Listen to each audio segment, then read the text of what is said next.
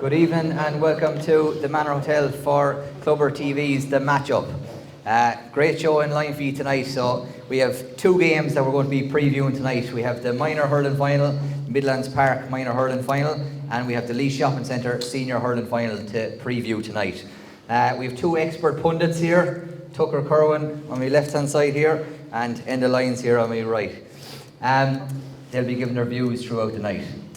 We also have the two Johnnies are going to be making a surprise guest appearance on the screen here, giving their predictions, see what side of the fence they're going to be sitting on come Sunday. So I would like to welcome you all here. First of all, we have supporters here from the Harps,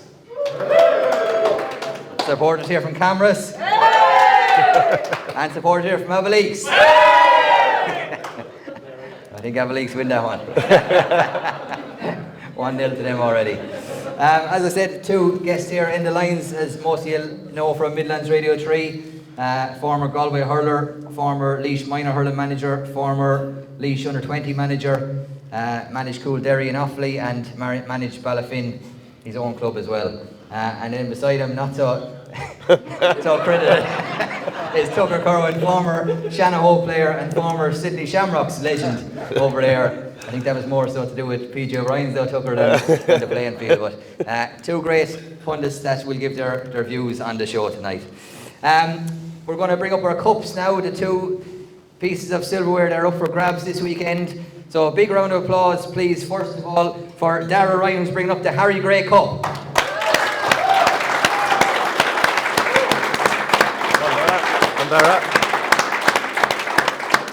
And a big round of applause for Conal Keenan, who's bringing up the Senior Cup, Bob O'Keefe.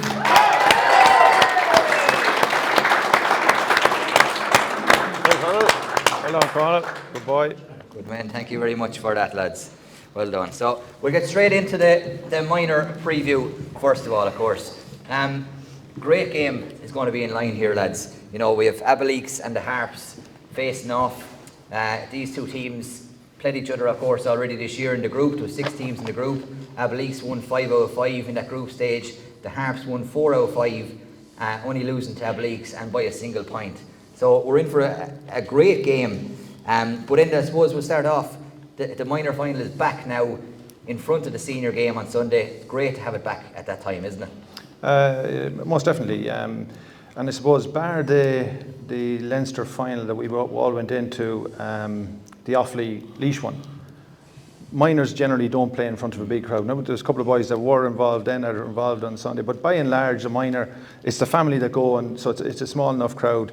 So the boys will be buzzing this week.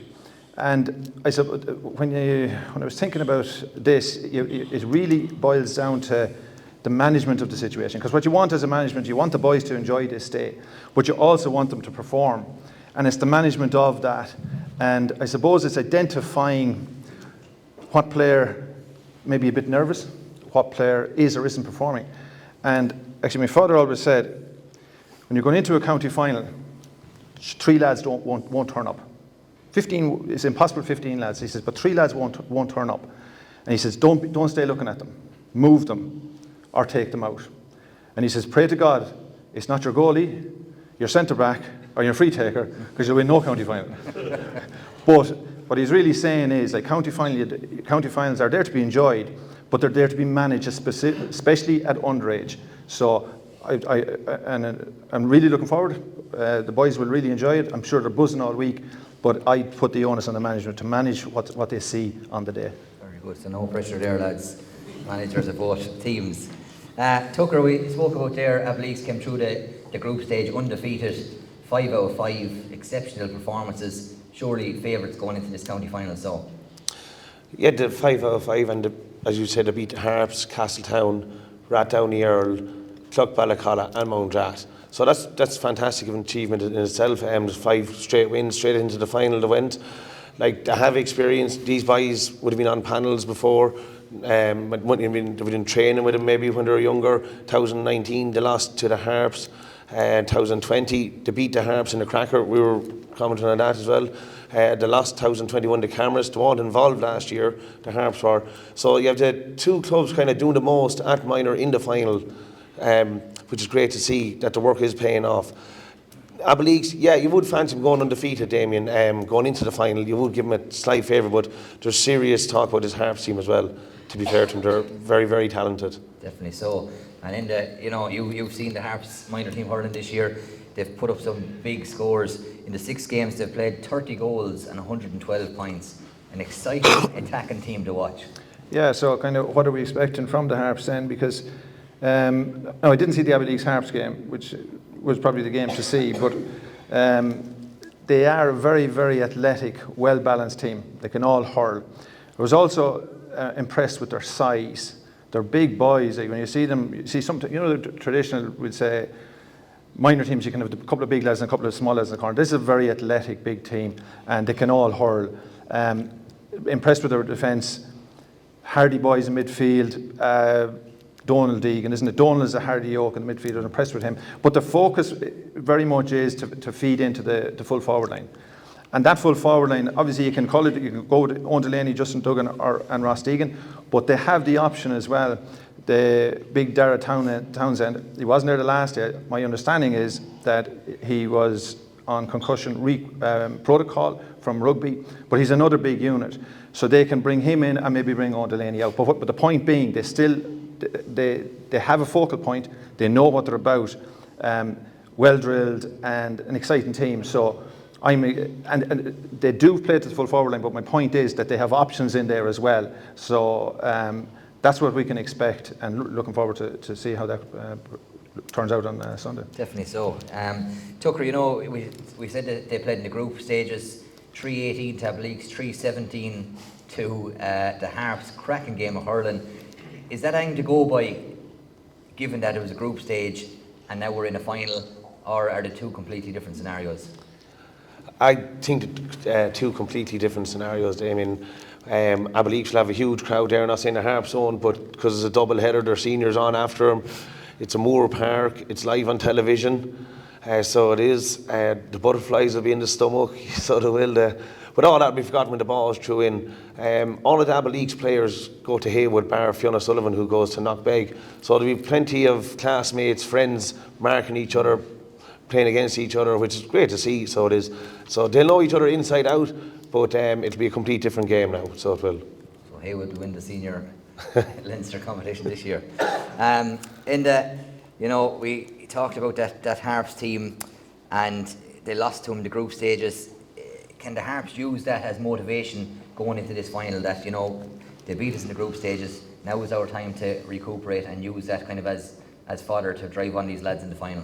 They probably will, because we must remember as well they're under 17, so they're driven by different things, we'd say. So the motivating factors, so first they're under 17, so they're neighbours, and sometimes the team that would have been beaten will invariably chat to each other. Well, Tucker, you said you were going to mark him and you didn't, and he did this, and we're in school together. We're having these honest chats the boys would have, whereas the winning team says, well, we won. So sometimes the motivation and the scrutiny can come from a loss from an underage, even nearly unknown to themselves. So yes, they will be using it as motivation, because younger boys tend to grab onto things like that. So yeah, most definitely will, yeah. Definitely. Tucker, we're expecting a great game on Sunday. It's before the senior county final. Where are the key battles going to be on Sunday? Who's going to pick up who, do you think? I suppose the battle of the Cormac's, first and foremost. Cormac Dunn picking up Cormac Byrne. That'll be a really intriguing battle now, so it will. Two great players. Ben Amara will be picking up Owen Murphy, who's the Harps, one of the top players for the Harps. He's really a huge future ahead of him. Eli Quinn probably will be picking up Mark Downey, you'd imagine. So it's just three great battles, right lines of the pitch as well. So to be, whoever wins them now should have a fair say on the game. Definitely so, and even the lads you mentioned, they were all on the minor panel this year. I think there's 11 minors playing all together that were on the Laois minor panel this year, so definitely going to be great battles on there. But I suppose key players in that who we... Yeah, kind of meant more or less the same type of lads that'll be involved in the main battles. Going back to what my father said, you have to win your main battles, and your big boys have to come Sunday afternoon. And obviously from Abbeyleix's point of view, Eli Quinn, Ben O'Mara and Cormac Byrne they'll carry that responsibility, but they have to turn up, and they know that. And obviously from the Harps point of view, you're looking at Owen Murphy, He's at 6 now. He had the last day at 6 against Castletown semi-final. I think my understanding is that Castletown actually dropped a sweeper and he looked even better than he could be. You know what I mean? I didn't understand that move, but he's a big player for them. Marcus centre forward probably, and Justin inside. The argument in Durrow is that Justin is better than James. You know, I'm a great fan of James, by the way, and if Justin is as good, well then Harps have a great problem because they have 2 humdingers. But he has the same kind of eye for goal, so they're the key components. I know they're up the middle, but if they have to turn up for both clubs. Definitely so. Promises to be a cracker on Sunday. Tucker, I'm going to come to you for a prediction first of all. Who are you putting your money on? I'm going to go the Harps. And why? I'll tell you after. On the show, I'll tell you on the show, but I have my reasons, all right? And same question to you. I thought we were supposed to be balanced, Tucker. You're supposed to go Abbeyleix and I'm going to Harps. Sorry, I did all the work on the Harps. I haven't seen enough of Abbeyleix, and I've spoken to lads in Abbeyleix and the Harps and so on and so forth. And in fairness, if you look at it, and you say all the quality of hurlers, it could go anyway, and it's about which team or which player turns up. And the other thing on that, very much so, is it can be won by a left half forward or wing back getting a couple of clearances in. If it's going to be that tight, if I had my money and you said it now, I'd probably actually go for a draw and go for extra time and have you commentating all day again, so you're getting fond of it. But if my tenor has to go one way, I'd probably stick it in Harps by a pint. So 2 for the Harps. Abbeyleix crowd not happy over there. No. It promises to be a cracker of a game though. As we said, it's live at 1:30 on Sunday. It's live on Clubber TV. It's coming from Laois Hire O'Moore Park, and it promises to be a cracker of a game. Now we're going to get 2 Harps men up here to have a quick chat, and don't worry, the Abbeyleix men will be coming up after the break. Let's welcome up please Sean Conroy and Tom Flynn.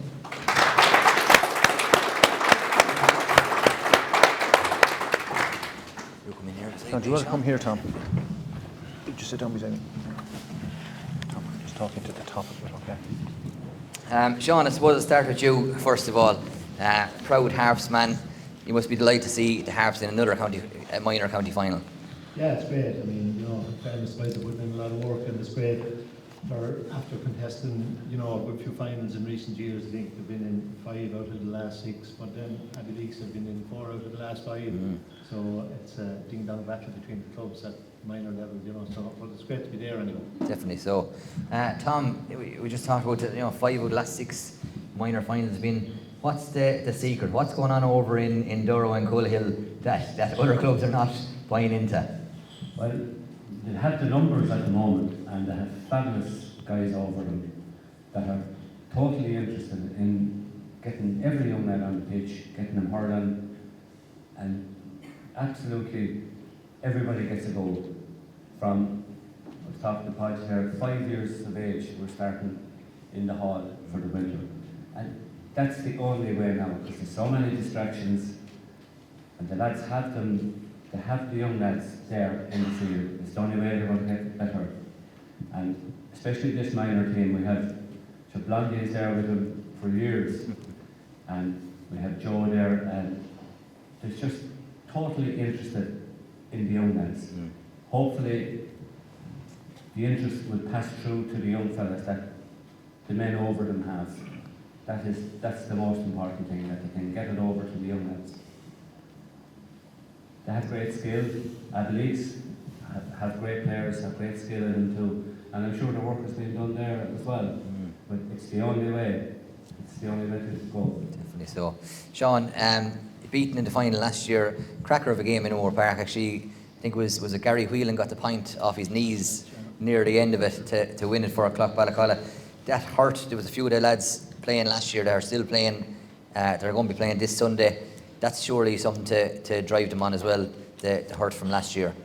Yeah, well, I suppose there's a classic cliche that you have to win or lose a final before you win one, you know. So, yeah, the lads that were there last year, obviously, you know, the last-minute point off his knees, like, it was a wonderful score, and, you know, it was a great way for them to win the match, but it was an awful way for our lads to lose match, you know. So that hurt, you know yourself going into a losing dressing room, you learn an awful lot more maybe than you do in a winning dressing room. So the lads will have packed that away, and I'm sure they won't want to repeat that, so they'll be giving it everything on Sunday, and hopefully it'll come good through. Definitely so.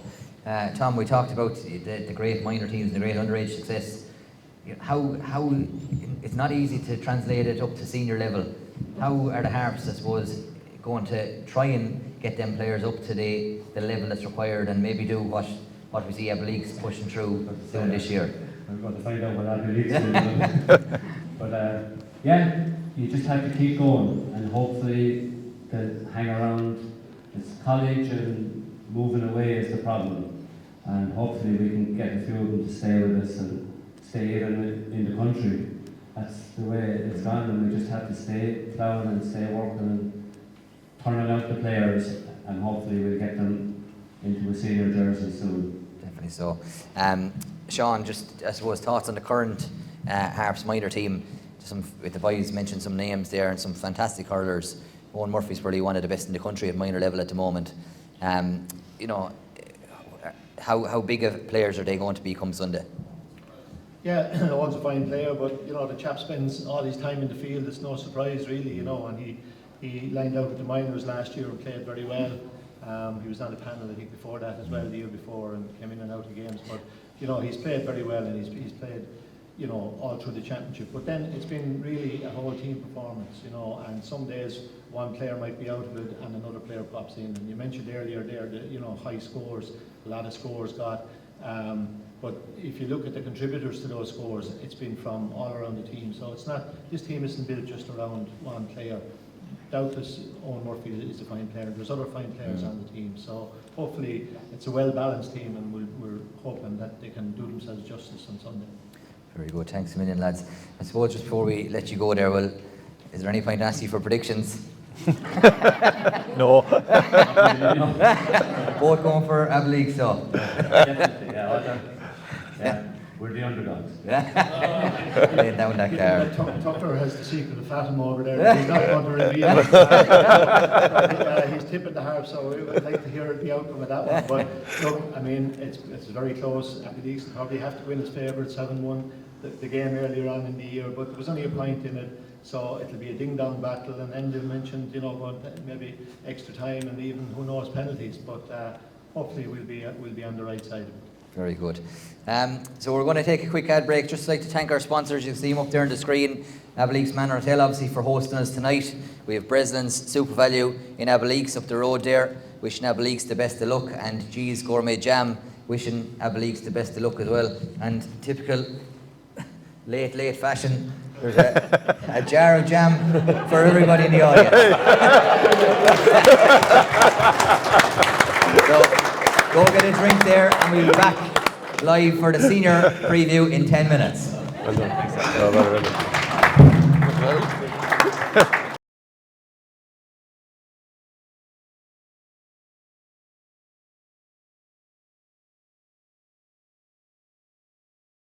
Conditions for free takers, would Roddy King is a different gravy, Tom? He's different kettle of fish altogether. He's a super hurler, so he is. Roland goes along with this one. It's going to bounce in the square. Oh, straight to the net! What a goal! Straight to the net from Roland. We called him before the match, Tom. We said with that win that Roland will be dropping him in around the box. That one, no one got a touch to it. Bounced and straight into the net. Not a goal as a goalkeeper you want to let in. He'll be under pressure for the next one, and Roland will try it. Killeen points 1-11 to 1-6 as Roland strikes this one straight down on top of Joe Fitz again. The ball breaks in loose. Aaron Brennan could break kindly to him. Seemed to be pushing the back. Referee says play on. Keane, lovely little hand pass across. Oh. Too quick, however. Inside here's Owen Fenley. Could be a goal on. Tries to flick it inside on the ground. It's in the back of the net. Great goal. Fionn Mahoney got the pull on it. 1-3 to his name. And what a start to the second half for Abbeyleix. They really are up for this, Damien. That's what you do when it's on the edge of the square, rolling around. Pull on it into the net. Down on top. Definitely so. Ball back in play already. No time being wasted by either side as Liam Doyle hands it out to Aaron Brennan. Brennan off the left hand side. This one's going to drop a lot short. Great. Kieran Burns in there. If he had the turn, it would have actually dropped at his feet. Collins in there. It's in the back of the net. Goal for Colin Byrne. And Abbeyleix looks to be on their way to the county final. Oh, Damien, great work. We're just saying Kieran Byrne, look if he turned, fell out to his brother Colin. Go again the wins. Ball is thrown in. and it breaks out first to Owen Gahan. Gahan comes forward, lovely hand pass off to Liam Delaney. Delaney out to Tom Cuddy. Cuddy will shoot on sight. This one's going to drop in around the box. Dangerous. Oh! Straight into the net. Well, exactly. You called it right, Tuck. You said they needed a goal in the first 5 minutes. They've got it in the first 15 seconds. That's it. Blocked the ball. He was indeed, and they're not too happy about him, Clough-Ballacalla. Ball breaks out loose here to Ronan Broderick. Broderick drops it. Oh, could be inside. Mossy Keys pulls on it. Oh, it's going to the far side. It's in the net. What a goal. Slid in the far side. I think it was Mark Dowling. A bit of afters going on inside there. But the flag has gone up. The far side of the field here, if he can be picked out. They don't pick him out though. They go down the line. They're looking for Mark Dowling. Dowling gets it on. Now he spots him. Big crossfield ball over towards Tom Cuddy. Cuddy takes it in his hand. He's coming through here. Will he go for goal? He does. It's in the goal. It's in the net. What a goal from Tom Cuddy. His second goal of the day from wing back. Oh my God, Damien, what a finish we have in store. Waiting for Caldile to get into the goal. Eventually he does, and game is on. Ballacalla will be hoping for a better performance against this wind, as it's won there by James Cuddy. He tries to flick it outside. The pull inside there. Oh, brilliant from Zane Keane. He's been superb since coming on. Well, this is what they wanted, space in front of Oisin Bennett. Bennett, oh, great turn. Left Darren Maher on a stick. He's through here. Goal! What a start to the second half by Camross. Oisin Bennett was left isolated in around Darren Maher, turned him with ease through and made no mistake. We said it, Damien, when he came. Oh, so he's absolutely unbelievable. I say Jane could put his hand on any sport. Yeah, you do fancy him here. It's a tough task on Cahill Dunn now to save this, so it is. As you say, you always start off with your best, don't you? And he is the best.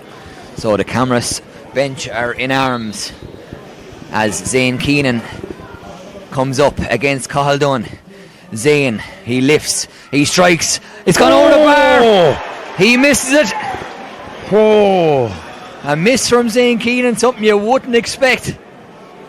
It skidded off the top of the hurl and it's gone over the bar, but that's no good to him.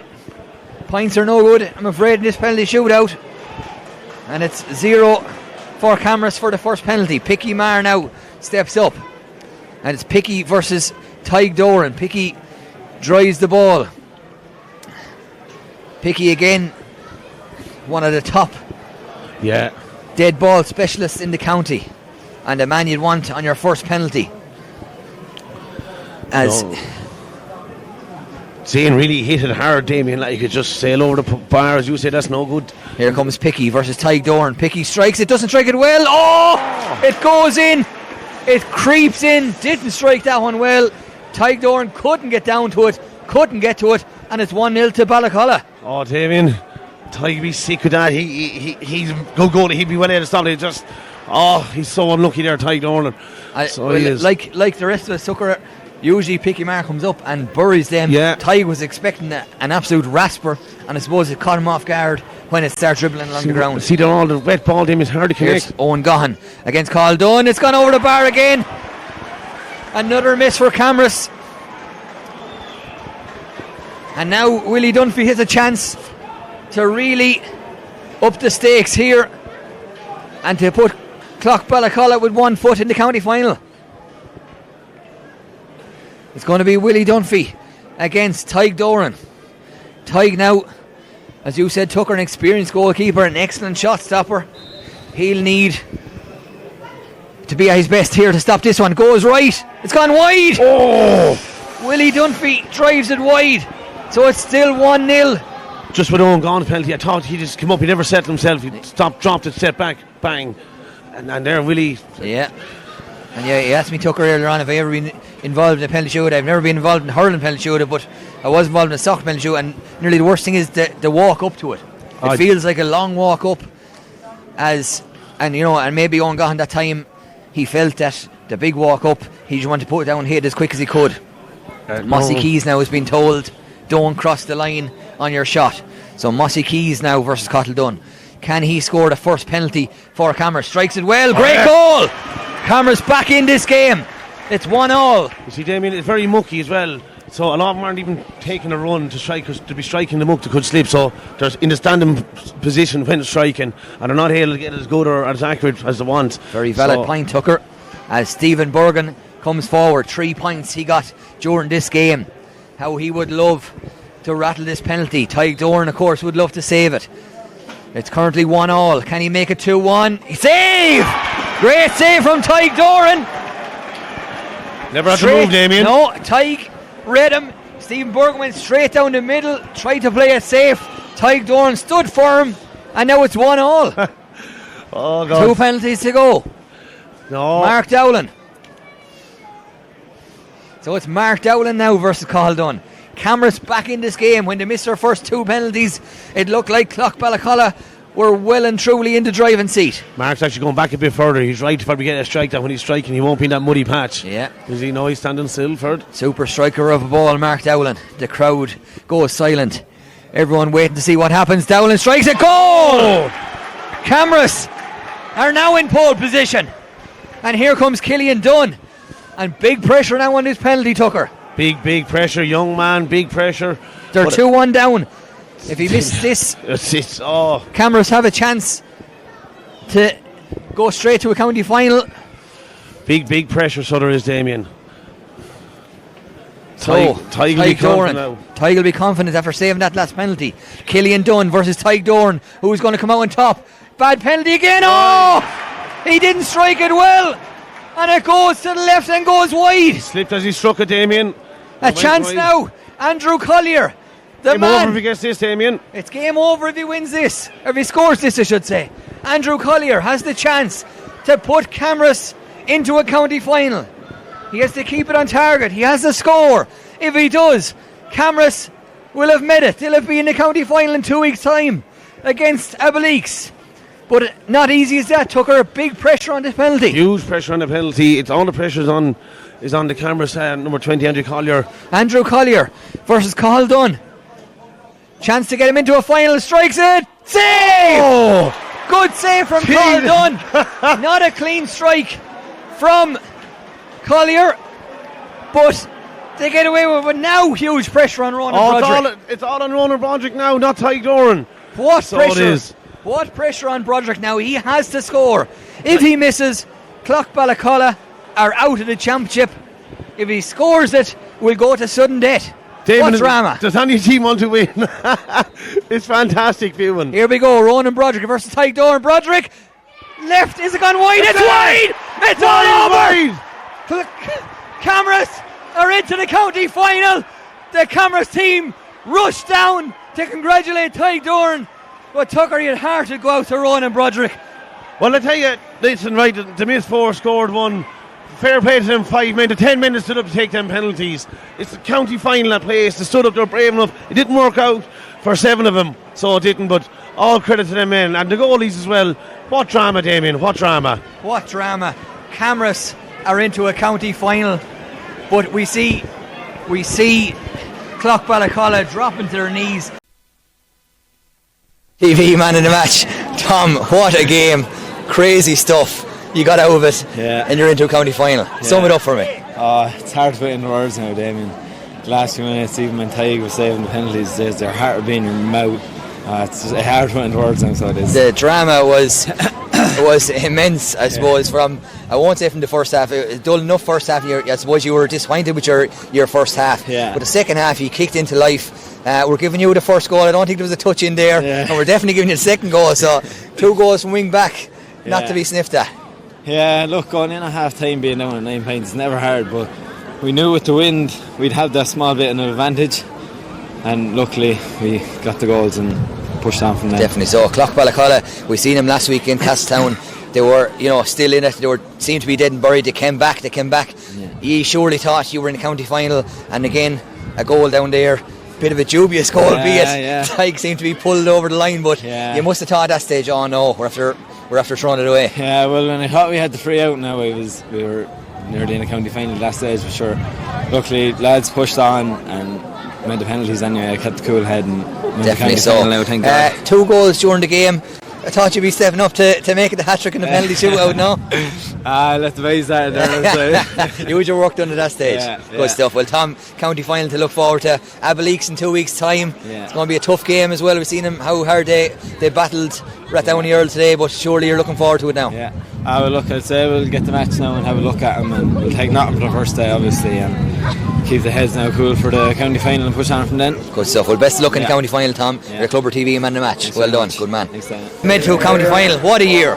Oh, it's savage. I don't even know what to say. I can't put it into words. Just the fact they came back from 9 points down and we're thinking fuck, but the mentality of the group, we just go out, we do it again. PJ and Derek have it fucking driven into us. You know, we never say die, and we hope we bring that into the final now. Some performance, they said it took everything out of you to be so far ahead, for them to drag you back, to bring you to get that goal. It must have been killing to see that goal going in there from Rathdowney Earl the last minute of the game, last second of the game. That was a killer, yeah, and I think in previous years we could have folded under that pressure. We could have think. And how did you regroup? What was the dressing room like? Just the same thing all year. Like, we've been, PJ and Derek have been drilling into us. It's not good enough to be we came within 3 points right down, we came within 2 points Ballycolla. That doesn't get you anywhere. It's a loser's mindset. We said we're going to fucking beat. Sorry again. We're going to beat them. Sorry, I'm very excited at the moment. We're going to beat them, and look, our hard work kind of got us through. Definitely so. Extra time, the bodies must have been drained at that stage. Oh, they were. Everyone was broke up altogether, and the conditions didn't help. We were dying on our feet out there, but we have lads coming off the bench, Declan Blunt, lads like that. They're absolutely pinging. They're vital to the team. We're not just the 15, we're 20, we're 25, we're the 30, we're the 15 juniors still training away even though they're knocked out. That's what's getting us so far. 1-3 from yourself. Unbelievable performance. The work you put in out there was actually phenomenal today.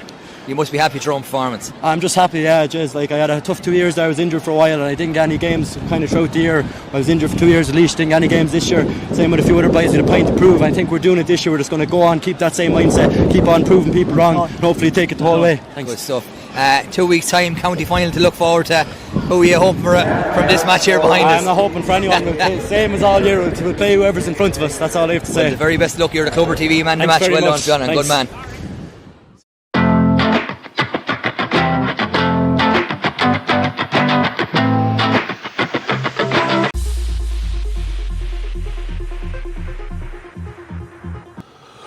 Welcome back to the second half of the Clubber TV, the matchup preview show.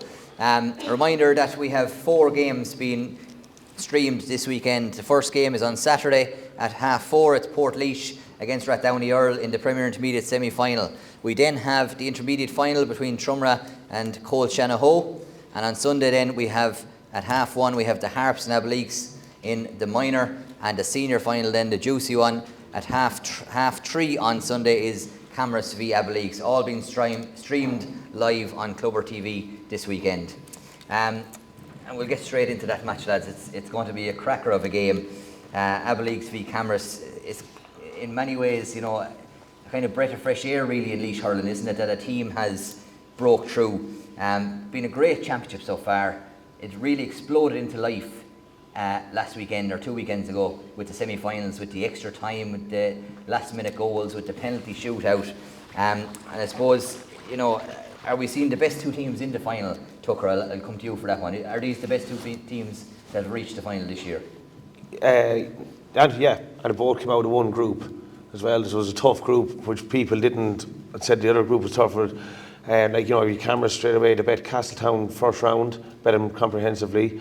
Then went on and beat Abbeyleix. Abbeyleix mightn't like me hearing is, but they were in control the whole game. Camross were. They were like 9 points up there, were able to keep that lead. Abbeyleix got a late goal and a pint there just to make the score look respectable. Bit of a blip from Camross then, losing to Borris-Kilcotton, something they wouldn't have liked, but then prepared, went on and bet the county champions Club Ballycolla in penalties, which was a great performance from him. Abbeyleix, as I said, they beat Borris-Kilcotton first round.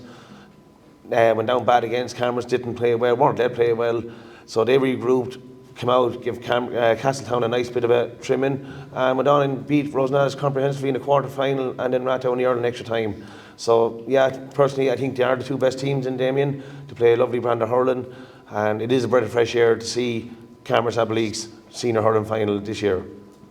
Tucker talked about a few of the matches there. They've played each other 3 times this year already, twice in the league, once during the league phase, league semi-final, and once in the group stages. Camross coming out on all 3 occasions.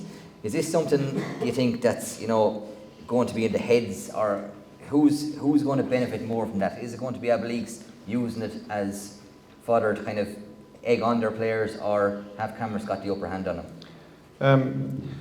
I don't think it benefits Abbeyleix losing those games, but I think Abbeyleix will just park it and concentrate on what they've done really well. And I actually don't think Camross will look back on those games either and say, oh, we've banked them, because I don't think going into a county final they have much relevance. So my take on Abbeyleix is they'll just park it and look at the positives. Will Camross look back on that game, the last game they played? Probably not. If I was truthful, I would expect Camross to look back. The last game they played was probably last Sunday morning, 15-15. And I think that was the game that they will look back on. Because if you remember the semi-final, Ori Phelan, Rob Turrell were taken off. Dan Delaney came off. Kieran Collier came off. Larkin Burke came off. Oisin Bennett came on, scored a goal. Owen Dowling came on, did very well. Zane came on and hit 5 points. James Cuddy came on and hit a point. And Andrew Collier came on and played very well. So the game that's relevant to Camross is last Sunday morning. Now, these lads won't tell you what happened last Sunday morning, but I would say, Camross, they'll say, there's 10 lads there and there's only 5 jerseys. You might go out and take lumps out of each other. And they will, that's the game that's relevant. So have those previous games have any relevance? Not to Abbeyleix, because they've done way better than that, so they've parted. And not to Camross either. The only thing that's relevant to them, I think, is what happened the most juiciest time, which would have been last Sunday, because they have a team to pick. That would be my take on it. And Clover TV have a live stream of that match now, we're going to show it. I'd say that's hidden away in the archive somewhere. Yeah, absolutely. Tucker, Abbeyleix, what a story they've been this year. Winning the Premier Intermediate last year, coming up. Some people tipping them for relegation, some people tipping them, they'll get to a semi-final and that'll be a good year for them. No, they weren't happy with that. They went on, and what a story it's been. Like the old cliche, you're never too strong to go down. They went down 2 years ago, relegated, and listen, to bounce back up straight away. They won the Premier Intermediate comfortable, there's no point saying. As in at the final, they were always on top of Clonaslee. Disappointed with themselves, they were, didn't give Leinster more of a run. They lost to Bray Emmett in the Leinster match. Hit a lot of wides, which cost them on the day, and the sickener was Glenmore slipped up against Naas. So there's a great opportunity to even get to a Leinster final that year. Disappointed with themselves, or backup senior, wanted to make a statement, more so not to be lucky to stay up. So made a good run at the league, lost to Camross in extra time in the league semi-final. Cracking game, so it was. Went on then, beat Bursley Cotton. Everyone had Camross, Bursley Cotton 1-2, whichever's going to be, the two teams will be in Abbeyleix then will be, they might get number 3 or they might be in relegation, but Abbeyleix have different ideas. I said, they're a bit disappointing in Camross, but I just chatted to a few of them as the year progressed, and I even chatted to a Cluck Ballacalla one day, and he was watching them train. He said, they're going to do something this year.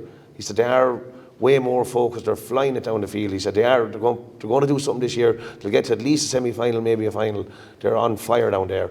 And to be fair, they've done serious work, so you don't just do that by rocking on up. They've obviously done huge work and deservedly into the final. Can you reveal who that Cluck Ballacalla man was? No?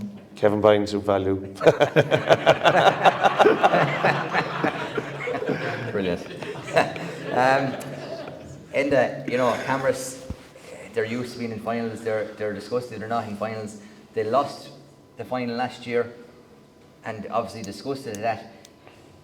Playing Abbeyleix last year, they played Cluck Ballacalla, going for 3 in a row. A very good Cluck Ballacalla team. This year, playing, Abbeyleix, who are inexperienced at this stage.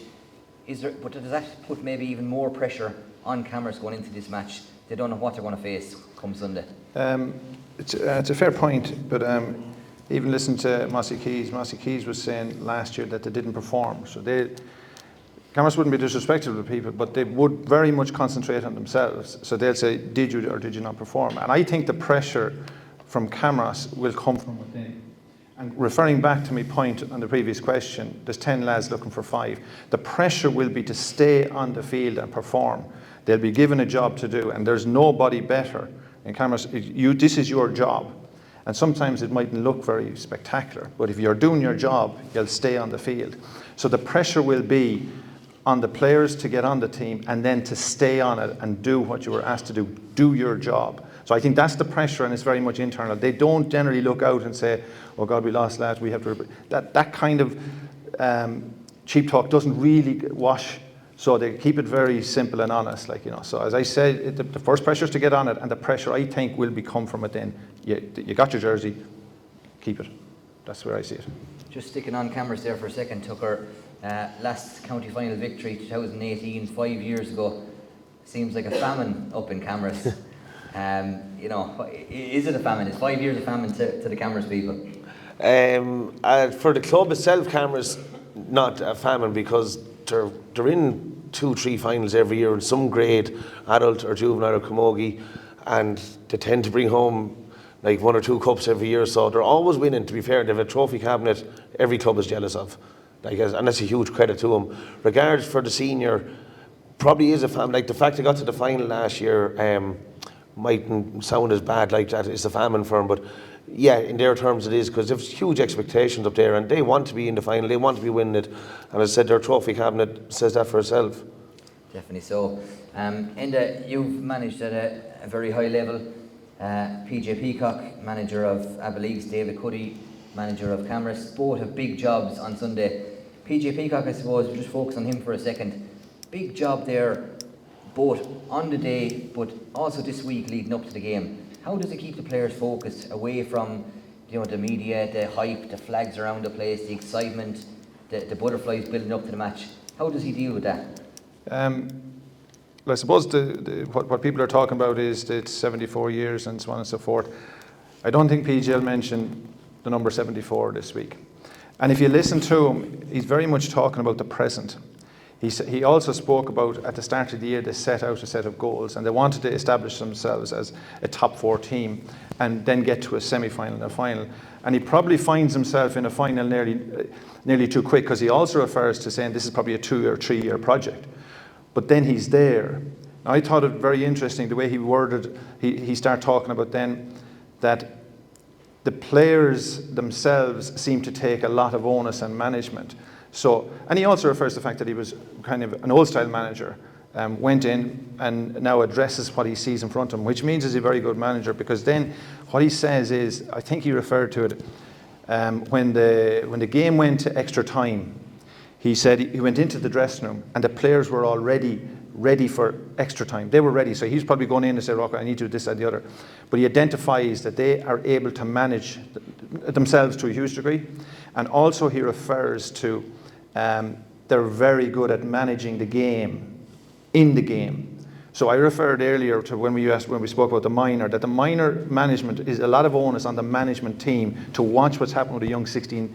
Well, there's even 15-year-olds. I think Owen Delaney's 15, but they're 15, 16, 17-year-olds.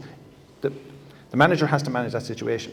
A really good manager at the top level knows when to stay back and let the players take onus. And I think that's what he was saying, that this Abbeyleix team, and if you think of it, if you listen to Enda Rowland speak, and these lads talk, they're really, really clever players. I'm very focused. Fiona Mahoney spoke after the game.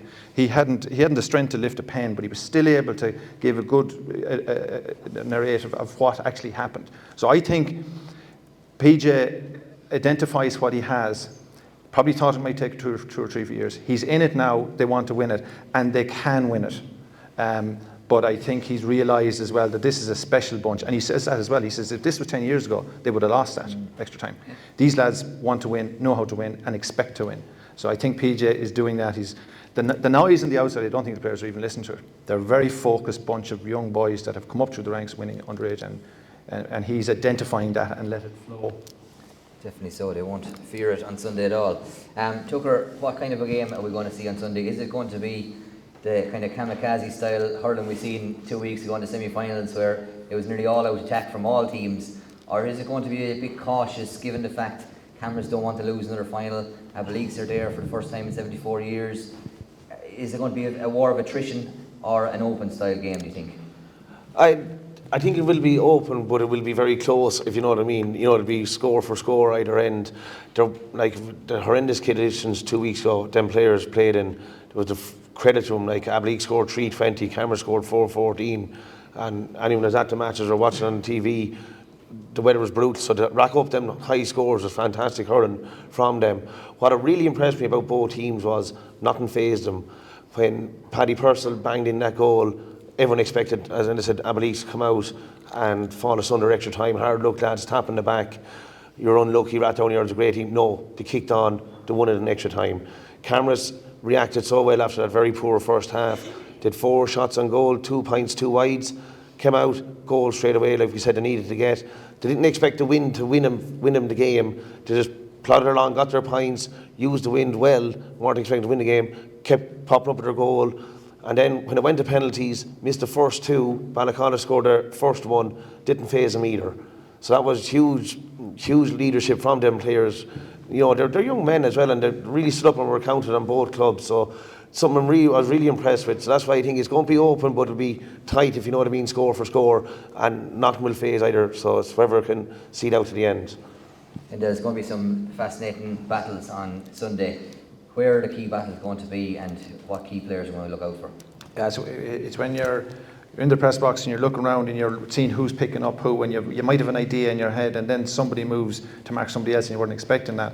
But based on what we know so far, if you're looking at Abbeyleix, they'll be looking for space inside, and I'm expecting you won't fit a slice pan between Camross's full back line and half back line. I expect that to be real tight, and I'm expecting Dara Duggan will pick up maybe Kieran, which would mean Tricky Joe is going to take Holland.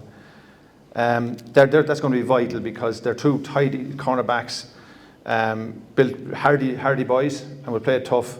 And I expect that to happen down there. At the other end of the park, I expect Camross to try to generate a little bit of space. Now, one of the players that I've been most impressed with this year is Ross Coffey. He's been outstanding cornerback for Abbeyleix and has scored.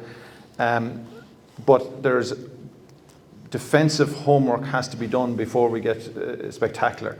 Now, Abbeyleix have 6 athletic backs, and they have to decide who's going to take Mossy Keys, first job.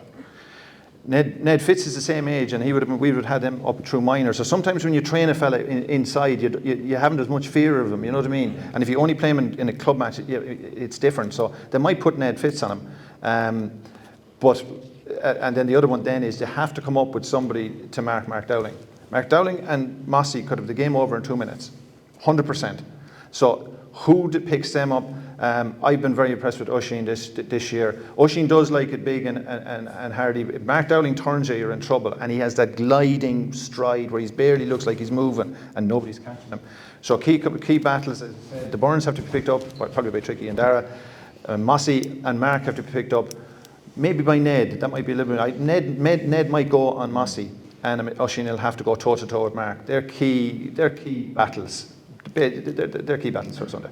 Is the bench a factor in this match on Sunday? We've seen the semi-finals there that Camross weren't afraid to use their bench. They use them very quickly. Yeah. Abbeyleix made 1 sub. Yeah, I think that's a good point. Even in injury time, Declan came on, didn't he? Declan Feenley came on, and Sam came on very late on.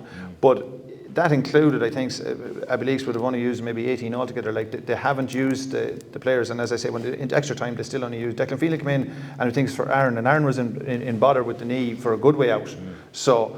They don't have the numbers there, and as I referred to it twice already, 5 Camross lads came off, 5 lads came on rather, and they will do the same again on Sunday. They'll look at it, it's not happening, out you come, somebody else to go in. So Camross definitely have the bigger bench. That's fair. Like Abbeyleix would admit that. Like Abbeyleix would love to say, listen, I'll come back to me in 2 or 3 years' time when I have all these bloody minors. Life's going to be great. But at this moment of time, we're talking about Sunday, and we're talking about a bigger physical bench in Camross and bigger in numbers as well. Yep. Definitely so. Last thing to go to you, Tucker, and it's predictions, and I'm going to ask you who and why this time. Now, you're not getting away with that the last time. Abbeyleix have to keep Keys and Dowling quiet. In the group stage of the championship, it was going well. I think Camross were only up by 3 points, but Abbeyleix were able to pop over a few points, bang, Mossy Keys goal, game over. Off the hurl, solid in, off the hurl, buried it in Pat Rowland. They can't afford to let that happen. If they can keep Dowling and Keys quiet, I fancy Abbeyleix, so I do. Now I'm talking about a point or 2, but they have to be able to keep Keys and Dowling quiet. They're as Endes said, Mark Dowling, he's gliding away from you, so he is. But if they can keep them quiet, yeah, I'm fancy Abbeyleix by a point or 2. So Tucker Kerwin going for a new name on the cup. Yeah. Come Sunday evening. And are you in the same boat, or are you going to plan in the works here? Honestly, coming out and talking to myself and talking to people, and you'd just be thinking there's an argument here and there's an argument there, and there is, to be perfectly honest. And I think we've been fair in our assessment so far. And it's two great teams, and we're going to really enjoy it. But if I have the other tenner in my pocket, I'm going Camross by a point. So one each from our pundits. Tucker going for Abbeyleix and Enda going for Camross. Of course, if it is a draw match, the replay will be Saturday week. It's Saturday week, I think it is, Richie, is it? Yeah, Saturday week in Moore Park. Laois hire Moore Park, if it is. And the minor has to be winner on the day. So we could see extra time. We might be delayed going into that senior match, given that we're predicting such a tight game on Sunday in the minor. Okay, before we introduce, we're going to get up some Abbeyleix legends and some Camross legends up to have a chat about the match and about their time playing. Before we do that, we have a quick competition and a few prizes on offer. So there's more than the jam, trust me this time. So first prize up is we have year pass to Clubber TV worth $99.99 on offer. We have 2 match tickets for the game on Sunday, which are priceless. And Pat Critchley has very generously donated a trio of books there. His new Coaching Way is out shortly. It's actually out now in all books at the moment, and he's doing a launch night on the 18th of October in the Midlands Park Hotel. He also put up Hungry Hill and Bruno is a 3-pack deal, and he has them signed as well, so in fairness to Pat. So make sure and get out and buy that book if you have, for any up-and-coming coaches. It's an excellent read if you haven't read it already. So I'm going to... You should have all got a ticket on the way in, did you? Excellent. So we'll let Tucker go. You go first. Which prize are you going first? The first prize first. First prize first. This is a heavy cup now, Tucker. Hurry up. Yellow ticket 12. Number 12. Left half forward. Very good. Come on up.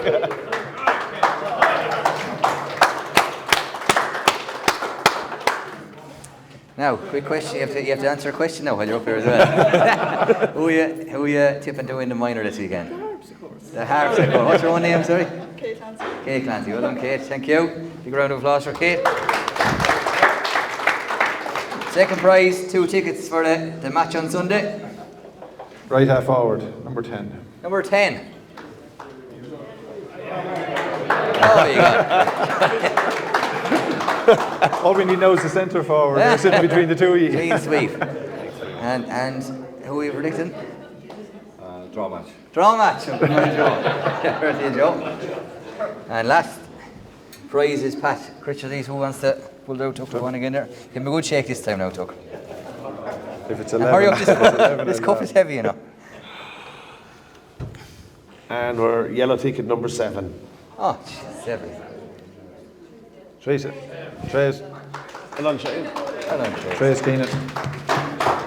Well done, Trace. Thank you. Very good. And who are you tipping for the senior? Oh, come on, Put Owen Trace. Fair play to you. Fair play. Congratulations to the winners there. So just before we bring up I will start off with the Abbeyleix legends first of all. We have just a few messages from abroad. We're going to see them there quickly and hear the 2 Johnnies, see which side of the fence they're sitting on. Oh lads, how are you doing? I'm Johnny B. I'm Johnny Slacks. Well, 2 Johnnies. I want to say best luck to Abbeyleix, lads. The first county final for you in 74 years. There's some going, lads. Lads, one piece of advice to you know, we drive it. Drive it. No short, talk outs, no hand passing, everything we get the ball, let fly. Don't be fucking around with it. No fuck activity, change things, you can say it. Best luck, and we hope you're celebrating, lads. It'll be one hell of a duo in Abbeyleix. What's that? Just like to wish the Harps management very best of luck in the county final at the weekend from Abu Dhabi. We're all very proud of mind you lads and our first in a year with line. Absolutely.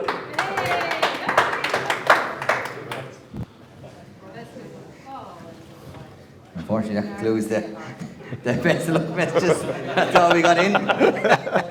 Short and sweet. So our 2 Abbeyleix people are calling up. So Niall Ryan is coming up first of all, current chairman of Abbeyleix. And we have Billy Phelan, who was the last Laois minor captain to lift the trophy in 1964. Big hand round of applause for Billy and Niall, please.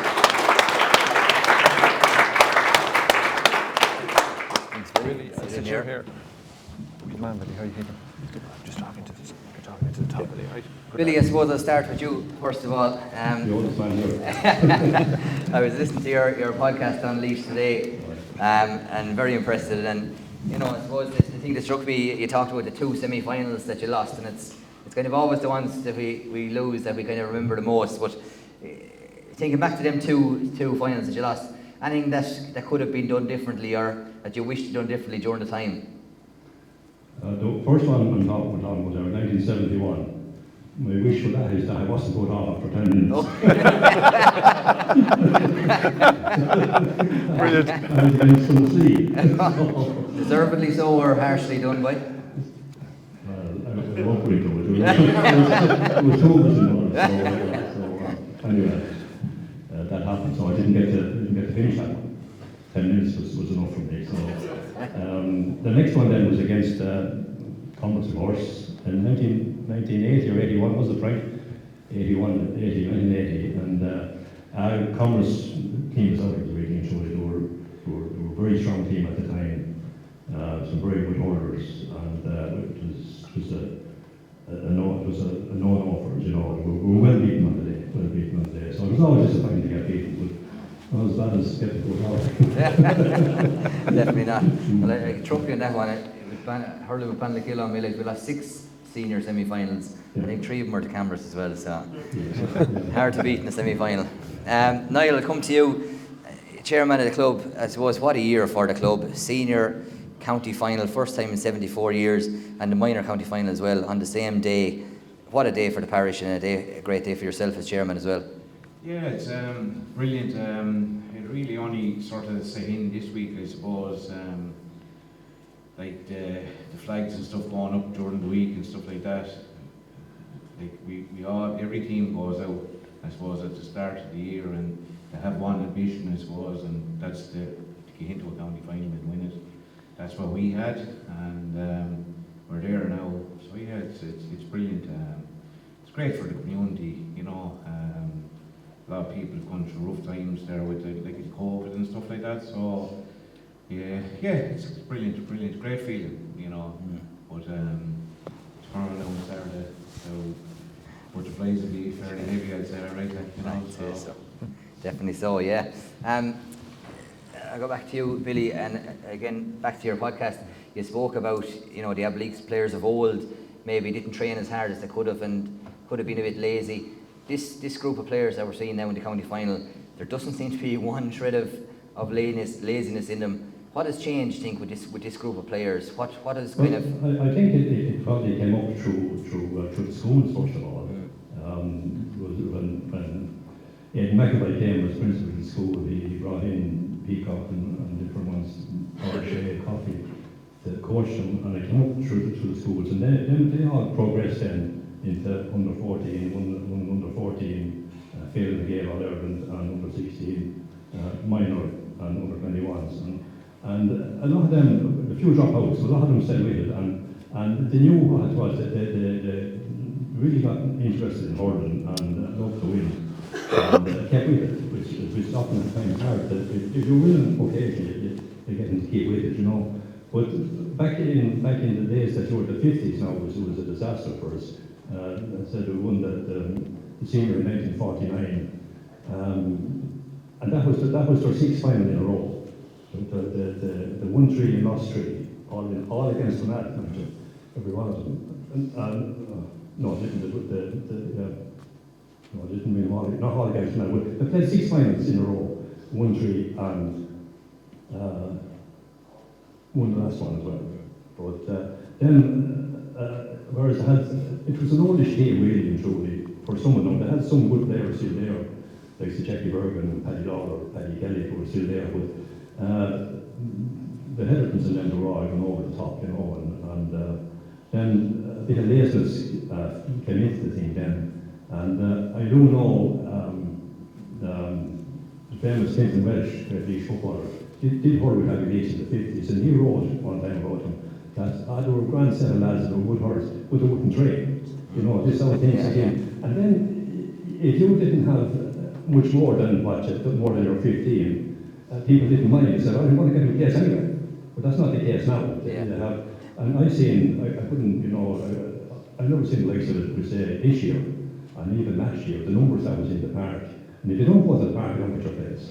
And they know that now. And that's well known in the town here, that if you don't go down to train, you don't get it. I watched them training the other night over in the Moor Park, and there was 40 lads out there. Not senior players, but that's as success brings that, and you're going well to bring that, But a lot of that thing, that laziness about training went out with because they didn't depend on them anymore. Even in my time, Gordon, I've seen good players and sit on the bank looking at your training. We have them in every club, don't worry. Niall, there's going to be a huge crowd over in Portlaoise on Sunday, come 1:30 for the minor and 3:30 for the senior. What poor devil you leave behind the mind of town, because I'd say it'd be a fairly easy drive through it on Sunday afternoon. It's true. I actually thought about it there last weekend. I myself, like 74 years, such a long time. There has been a lot of emotion, I think, in the town, and there was even a lot of emotion on the pitch after the semi-final. So it means, I suppose, so much to people, and I suppose the people that the town has lost over the years would have always loved to see Abbeyleix in the county final, but it's great now for the people that are here that they'll witness it, so they'll witness that win on Sunday. Good man. And Billy, come to you just for the last one. When we drive through the town and in the banks or in the stands on Sunday, we'll hear "Come on the Fung, come on the Fung." Where did the Fung come from, or where's that story originated from? Well, first of all, the Fung, I'll have to say, it wasn't always there. In my days of hurling, I think, maybe in latter years it might have been there. And but I remember Paddy Lawler, there was a junior final sometime when this team was up, the sign was up, "Come on the Fung." And Paddy Lawler asked, what was the Fung? He said, he thought it was a curse word. He said, it's a curse. So in Lawler's time it wasn't there, Yeah. But anyway,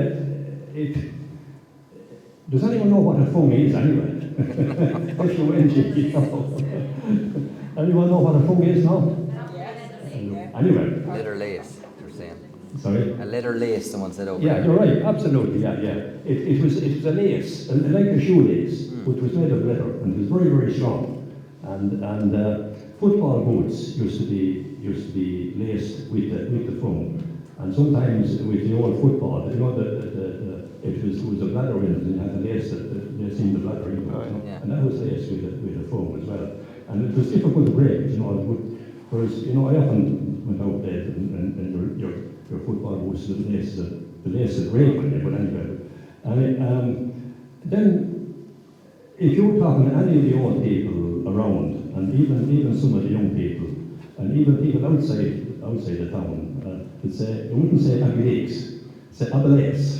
Abbeyleix, that's what they say. And See if you now, think yeah. about it, that's what they say, Abbeyleix. Abbeyleix. Now, that's where the lace comes in. You see, the lace, and then they say Abbey Fung. So Abbey Fung.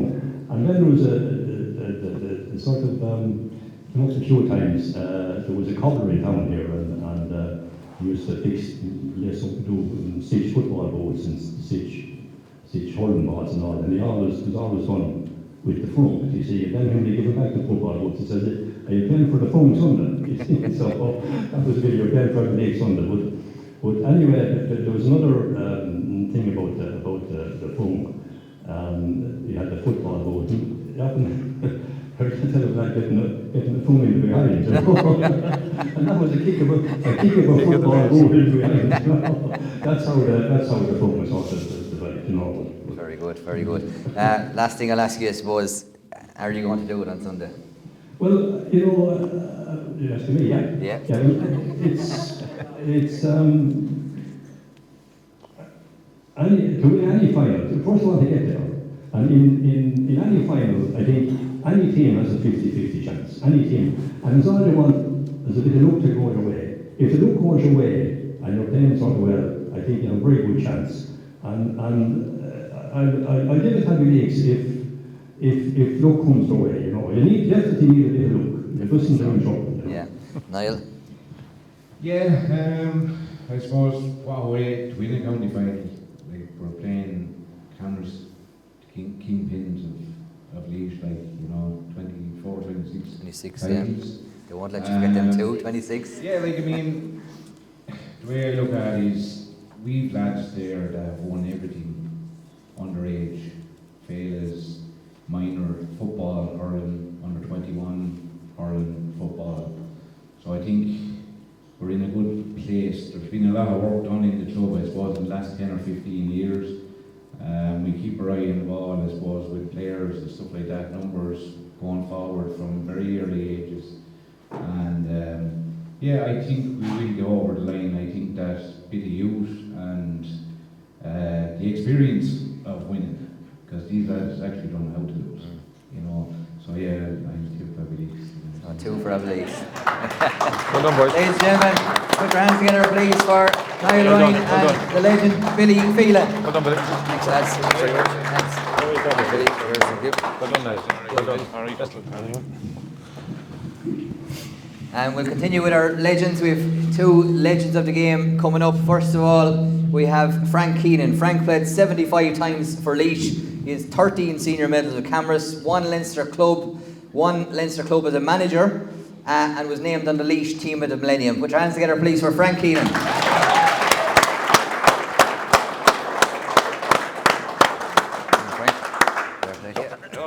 Hi, Frank. That nearly went wrong there, Frank.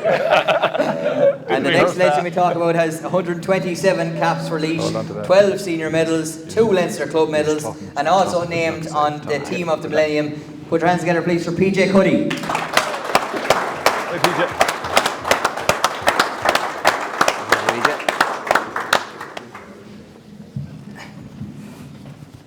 Well lads, great to have you here as well, as we've heard some great stories there from Billy and from Sean and Tom and Niall down through the last half an hour. Frank, I'll come to you first. I suppose you have Zane involved. Can you leak any team news now first of all that we have you here? Will he be starting or is he going to come on, or what's the role? There's no league. I don't know what out there. No leagues. Yeah, that's fair enough. You know, you were playing a long time. We said there 75 times for Laois. You have hundreds of games, if not maybe up in the thousands for Camross. Can you remember your first game that you ever played? I do. I was often asked about it. It was an incident about it. I didn't even know I was playing. 1968, and up in Camross at that time, we hadn't too many cars. I went in the bar of the bike with my father into Mountrad to play Portlaoise, and I was up in the bank. You all know the bank Mountrad, and we were standing in the bank. The next thing, 2 of the Camross officials came up and said, "Hey Frank, you're hurling, come on in." That was my first. What age were you? I was 17. 17. Born in 17. And I had no hurl, no boots, no togs. And I can still remember to this day, I got a pair of togs off Jimmy Lyons. Lord of mercy, Jimmy Lyons gave me a pair of togs. Jerry Cuddy gave me a pair of boots. And I got a club hurl. There was lads going on with, and I was sacked that time carrying hurls in it. That was it, like. Now we have all rowing hurls, but that was my start with hurling. I was playing on, I think it was Toomey was his name. I was playing a half forward that day, 1968. And it was the last instance, and I was finishing up hurling. I have to tell this one, count to being another man here tonight. I was finishing up hurling, I had the thumb broke. That was in the plaster cast against Portlaoise. And I was mad to play the last game, and I wanted to play it. I was in Portlaoise that week, getting in the hospital, getting it looked at. They said, "No, Frank, you can't play it, it's not good enough." I was telling that chap coming over here tonight, the Kilkenny man, the story about it. And Eugene O'Cumber here below me, he's in the army at the time, and I said to Eugene, we're talking about it, he said, "If you come up to Francis Daly in the Curragh," she was with the Offaly and Tipperary team, I think. And I went up to her the following day, and she says, "Frank, I can't take off the cask, but if you take it off yourself, I'll have you hurling in your fight." So I came home that night, and of course, mad to hurl in the final again. Went to bed, got up the next morning. Herself says to me, "Teresa, where's the cask?" Up in the middle of the night, got the snips, cut it off, went to Francis Daly, and she had me working for the final. My God. God. I didn't walk the parade. I stayed in the dugout. The boys wouldn't let me out. The last 2 seconds before the ball was to win, he said, "Go," and John Bahan let me out. And did you win it? We won it, yeah. Ah, good stuff. Well done. That was them coincidence. Well done. Very good, very good. PJ, I said there you 127 times for Laois. Again, I'd hate to count the amount of times you played for Camross and games over the years. Can you remember your last game that you played? Yeah, I can, just a junior C game. So. The poor fullback. Oh God. I'd say he was ready to go off. 50 years of age. Didn't go well. I think I was over the Camross seniors at the time. And I was talking to Martin Fogg at Castlecombe. Oh yeah. Raging the practice match for the seniors. I said, Martin, do you know what that he done the weekend? What's that?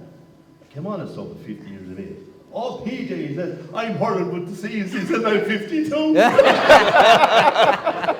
I felt a lot better then. So you didn't stay going for another year or two, no? No, After that, no. you had enough done at that stage. Very good. You have Owen, obviously a grandson, playing. Well, he'll be on the panel on Sunday. A fine hurler as well, and definitely one for the future. He captained the Laois minor team, of course, going into that Leinster final 2 years ago against Offaly. He was nearly the next man from Billy to win it, unfortunately. But bright future ahead for Owen as well. Sure, hopefully, probably all these young lads, it's up to themselves really, what to put in, they get out, and hopefully he'll go on to better things anyway. It's a sub down the team at the moment, so maybe he'll get a run out just now. You wouldn't know. Frank, I'll come back to you, and we often hear the old Offaly story about the Offaly manager was asked years ago before they played the football final about drinking before the game and how serious the lads were taking it, and he said that these lads are taking it very serious. There's lads in that dressing room who haven't had a pint since Wednesday night. Was that the case back in your time? Was there any drinking bans or smoking bans or anything like that coming up to championship games? No, there was no drinking bans or smoking bans, but it did, like what you were told, you tell you the week beforehand, but there was drinking, I think, on. I could tell a story about when Abbeyleix, man.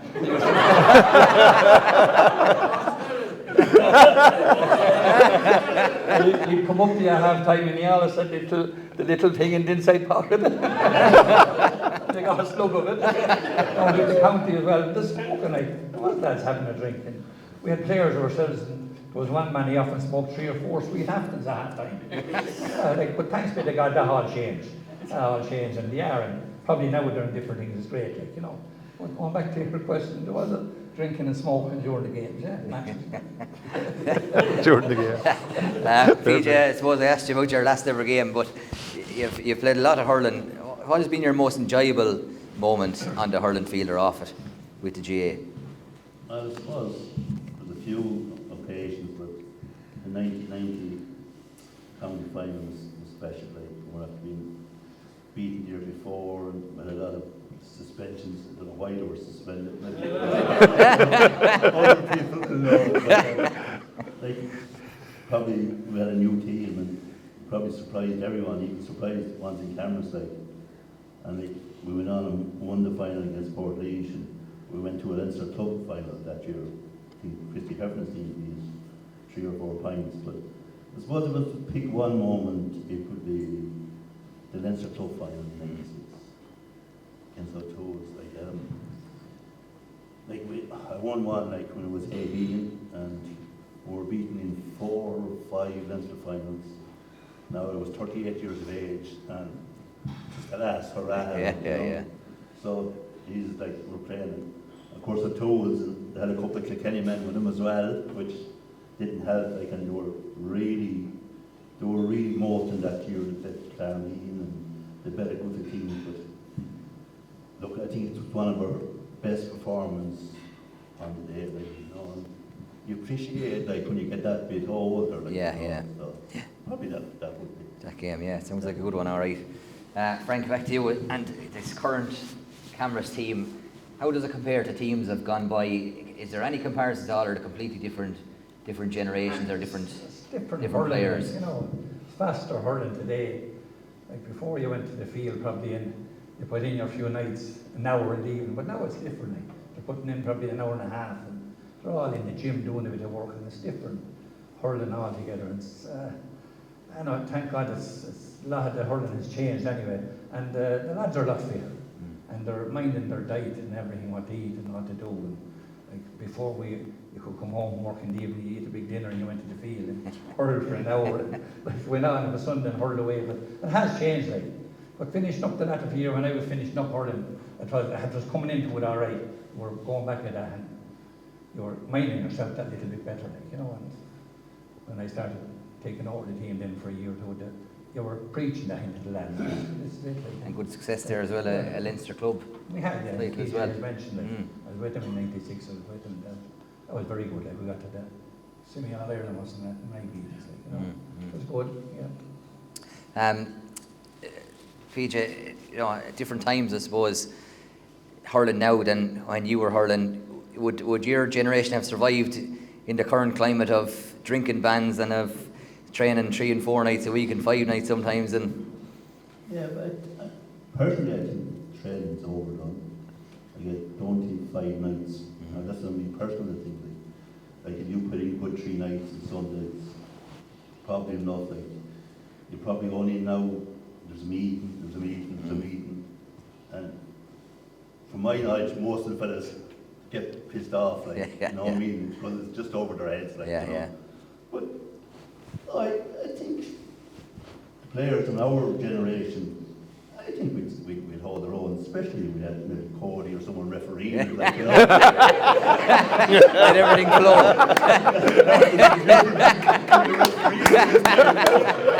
And no umpires, of course. No linesmen or VAR or anything like that. You get away with a lot more, all right. Straight down the middle. Frank, where's this game going to be won and lost on Sunday? Well, I don't say the won and lost. The backs on both sides are very good. Probably the forwards, it'll always be probably with the forwards, but I don't know. We have been hurling like poor, but we're still winning, getting through. Where Abbeyleix are good, lively team, all young lads, and it's probably we're going to be very lucky. No mistake by either backs could win this game. Slip of the ground could be wet or something, and someone make a slip, get a goal or a free or something like that, but it's going to be very close. It's going to be very close. So it's just going to be a slip in the ball, and I think maybe a forward or two that'll peak in the day. Which way is it going to go? Well, hopefully it'll go the Camross way. Well, I don't know, like, I don't know, hopefully. And PJ, you know, Abbeyleix in the final, I think they played once before, if my research is correct, maybe 1945, Abbeyleix came out on top, 5-5 to 1-2. Would Camross prefer to be playing, I'm going to say a traditional team that would have been in the final for the last few years at Balacolla or at Downey to gear up for it, or are they happy enough to be playing in Abbeyleix? Well, I don't know. I think when you get into a final, you want to be concentrating on your own team, like it's not the team you're playing. Get your own game going. I suppose I tipped Downey. I thought Downey would win the county final this year. I said all along they were my team, favourite team. Balacolla second. You know, they were there going 4 in a row. But like, actually, when you mentioned that 49 team with Abbeyleix, I was in my sister-in-law's house the other night, and she pulled out 5 senior county medals. There was 1 with Abbeyleix. Go away. And that's Tom and Cahill's granny, great-grandfather, Paddy Conroy. Yeah. And he has 1 junior and 1 minor. And she has them, they're in Camross, so...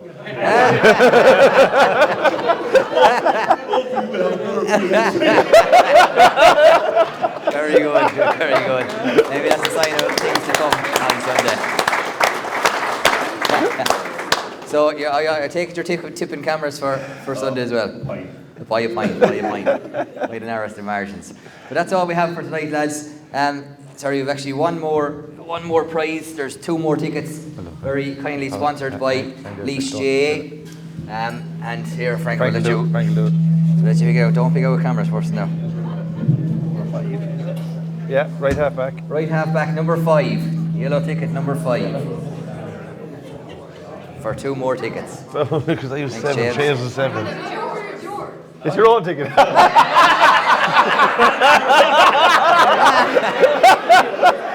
Roll it off and have it. Number 5. Yeah, there we have it. Well done. Very good, right. Thanks very much. What's your one now?